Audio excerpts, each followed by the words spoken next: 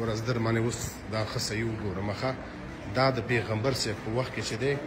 کله چې دا مسجد نبوي و دغه مسجد نبوي و د پیغمبر صاحب په وخت کې ښه دا ځای چې دی دا د ده کور د پیغمبر صاحب او د بیبي عایشه او دا د اخوا چې دي دا کورونه دا مخې ته چې دا دهلیزونه غوندې دي انګړې دي دا د پیغمبر صاحب د نورو بیبیانو کورونه ټولو ته یې بېل بېل کورونه جوړ کړي وو خو دغه چې دی خپله د بیبي عایشه کور و چې خپله پیغمبر صاحب ورسره اوسېده او هم د دې کور نه که دلته لاندې وګورئ دغه د دروازه تللې وه مسجد نبوي ته او منبر چې دی منبر دغه ځای کې منبر و نو د دې ځای نه د پیغمبر صاحب کور پورې دغه ساحه چې ده دا لکه د دې ځای نه دغه د پیغمبر صاحب کور پورې دا ساحه چې ده دغه ته هغه د جنت ټوټه چې ورته وایي دې ځای ته وایي خپله پیغمبر صاحب دی چې دا د جنت یو برخه ده ټوټو او پیغمبر صاحب چې دی یو اتاق لاندې و یو اتاق بره و دغه چې دی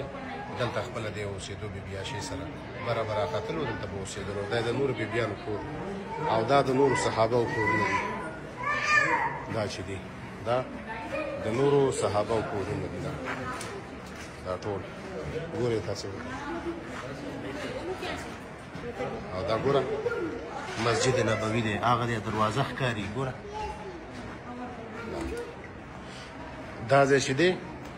دغه ځای کې به دا صحابه او پیغمبر صاحب دی راغونډېدل مشورې به یې کولې کله چې پیغمبر صاحب د دنیا نه رخصت وکړو رحلت یې وکړ نو دلته صحابه راغونډ شي و همدې ځای کې چې دی دا ځای دې ځای کې حضرت ابوبکر صدیق رضی الله عنه چې دی هغه بیا په حساب باندې دغه شو خلیفه شو مخکې ټاکلی شولو